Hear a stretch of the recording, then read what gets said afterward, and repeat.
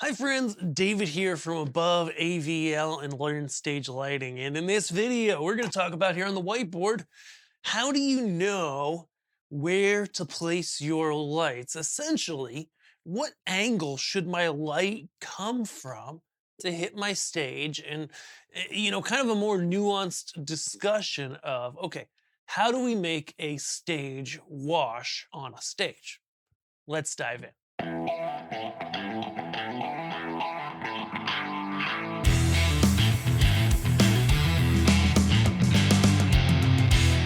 If you've been here before, or even if you hadn't, we're going to start with a little recap. So, when we talk about lighting a stage, let's just pretend we're looking at it from overhead. Okay.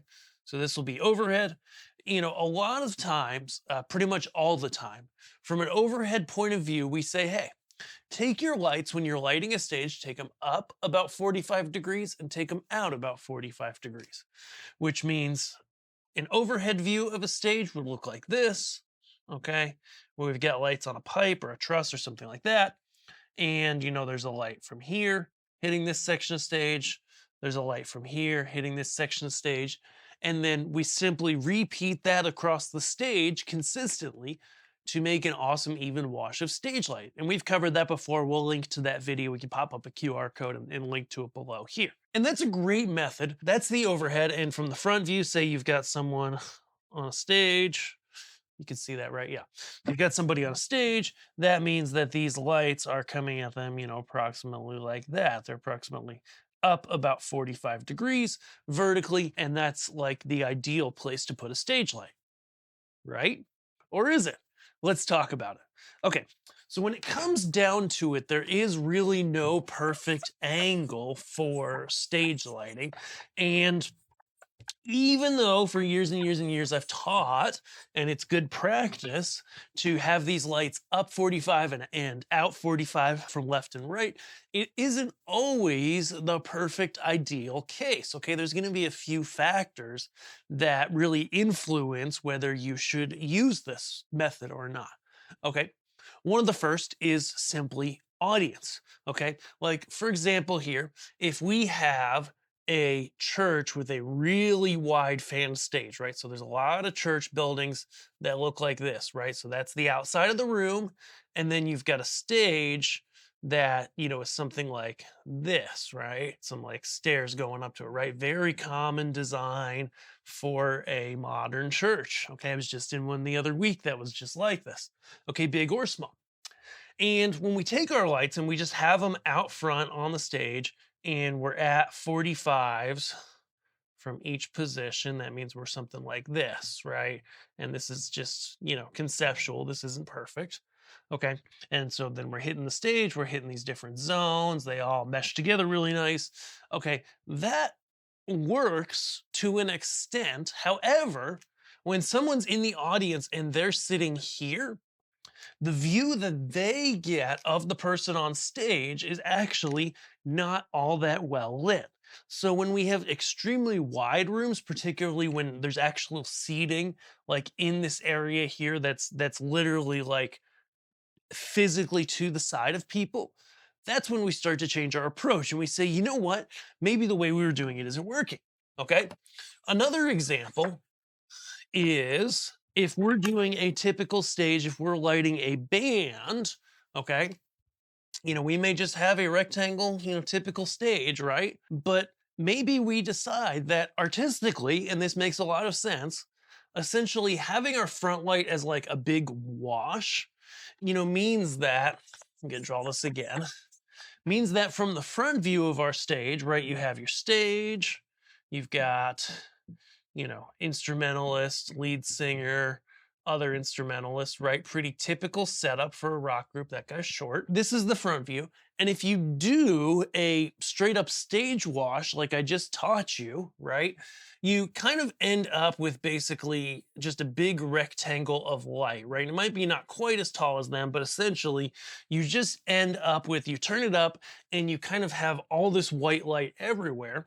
And then when you have backlight right behind the stage, call that a truss, coming down, okay, anywhere that there's a lot of extra front light, the backlight becomes less vivid. So that's another place that typical traditional method of doing a stage wash doesn't work. So how do we figure this out? The other is that occasionally, you'll sit here and you've got a stage wash, and maybe you're doing a lot of really close shots, either for recording or for IMAG, and you notice, hey, like under the eyes, there's some distracting shadows, right? Under the chin, etc. How do we get rid of this? Okay. And you've probably noticed, like, for example, here, we're shooting for video here. We've got a softbox, we've got a front light, and it's at about half of that 45 degrees upward and outward. It's at about 22 and a half degrees instead of 45. Okay. Why is that? Well, it does look a little better on the person, with the caveat that we see shadows on the background more readily. Now, why do we do this? Well, it's pretty simple. And so I want to talk you through some of this logic so you can know it for yourself and then make the best decisions when you're lighting a stage. Granted, when you need help, especially if it's, an install or someplace where you're just going to put the lights in once, stick them there, hey, reach out to us, gear at aboveavl.com. Let us help you design your stage if you're in the US and get you the right products, quote it out, and help you get it. That's what we do. When it comes down to it, there are different ways to light the stage, and everything is simply a guidance. So let's start with what we talked about last. When we're doing heavy video, especially a lot of really close-up shots, the actual how the light actually sits on the face matters more than if we're not really doing video or we're just doing wide shots and it's really just for the people in the room. It's kind of like if you know about theatrical makeup, right? Theatrical makeup for theater shows is often really over the top. Like, you're standing next to the actor, right, in person, and you're like, whoa, like they went really strong with that makeup, right? Except when you're 20, 30, 50, 100, 200 feet away, it looks amazing, right? And so that's kind of the same thing with lighting, and everything we do is somewhat a balance. Okay. So let's talk about 22 and a half, or about 22 degrees. Okay. When you go that low, it looks really nice, especially with the soft light source on the subject, right? You see, obviously, our videos here, that's about where we're lighting at, and it works really well. But as you notice, the biggest trade-off that you make when you're lighting at a lower angle like that is where the shadow falls. Why? Because it's physics, man. The shadow doesn't just magically bend and end up there, right? It's not going to happen. The shadow ends up exactly like it just goes through the person and keeps going. Okay. So you can lower your front light angle in pretty much any situation, understanding that the shadow falls. And number two, the closer the audience is, okay, like, for example, say there's some raked seating and there's people up there, right, as well as people on the floor. The closer the audience is visually to the light source, the more it's going to feel blinding to someone. Okay. And so this is really key. This is a reason why we go up to 45. The other thing that we can do, okay, say you're like, okay, I want to lower my front light angle a little bit more, optimize a little bit more for the camera shot over the in person. You can do that, but you might end up going wider. Okay, so when we're looking at a spot on stage, we're just going to draw a single spot here, right? And we're looking at the side to side angle. Okay, so we'll just draw a line here so we know we're doing something different. When we're looking at the side to side angle, we teach usually to do about a 45-degree angle left and right. That means that this between the two is a 90, right? Because we're doing basically 45 off of the center, okay? And this works really well in a lot of situations. However, if you find yourself in a place where you're doing this and where the shadow falls is getting on your backdrop, getting on things you don't want it to, then you can go wider. And here's the crazy thing about going wider, okay? Up until, almost 180 degrees, like up until at least 120 degrees wide, if not further. As long as you light from both the left and the right evenly, it's actually not super noticeable that you went wider with two lights because you still have light coming from both sides, evenly lighting the person. Okay, it's just a little bit wider. Now, it's a little more difficult as you go from zone to zone to zone on stage to get it right. The wider you go, it gets a little more difficult to get the lights pointed in the right direction to make it perfect. But you can change that angle side to side, which ultimately does start to lower that angle vertically, right? Because you're making the distance effectively side to side a little bit wider. Okay, so that's one thing to know about stage washes and a way that you can change it up a little if you're either trying to control the shadows, or what you're going to do is if you start going wider than that 45, you end up making it so that people in wider seats, people over here, are still seeing the person's full face and body lit. Because yes, you should have backlight, you should have light coming from the back, but that's usually at the center. Another way though to alleviate that, and that's a great point, is even if you're at 45s from the front and you've got people sitting really wide, right?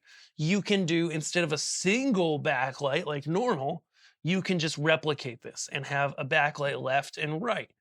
Because then, and this is also applicable in situations with stage cameras, then if people are sitting here or the camera's looking here, right? We'll just make some little X's, or the camera's, here pointed at the person. In any of those places, side, side, front, back, the person on stage is going to be lit evenly no matter where you are. And so if they go and they're doing something that's really for the camera, so they're the person's on stage that we're filming here, and they literally turn to that camera and address the camera directly, or the person who's really wide directly, they're still lit really well. And so that's another place where you can get away with some different things, and it does work really well. Okay, let's talk about whether you should do that full stage wash or just spots and how to manage that.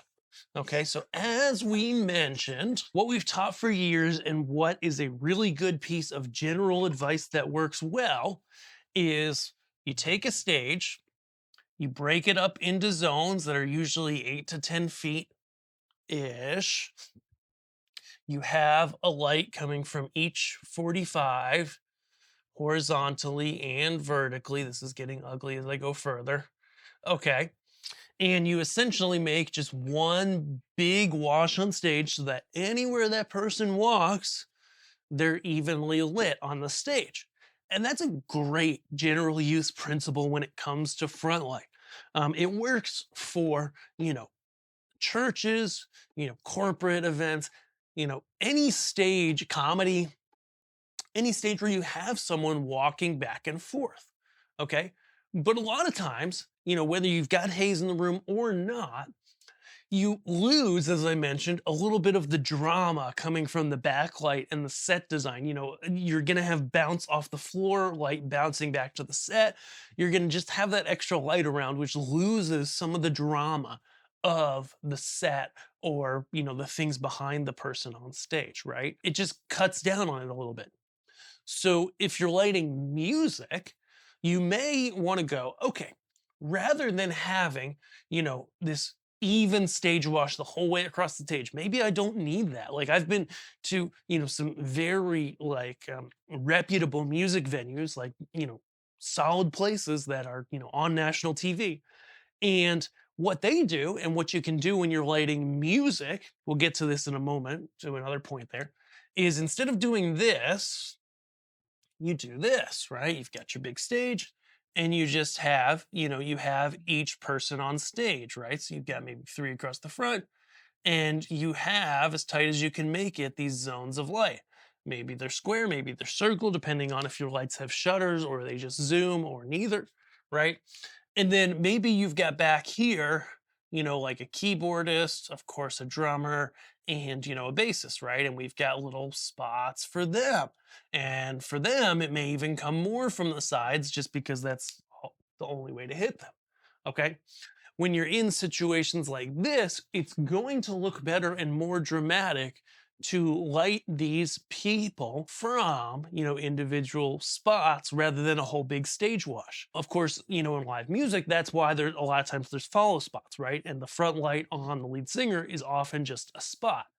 But it's good to have a zone of light, still going to be the same angles, but that's much tighter on those individual musicians and then dark in between.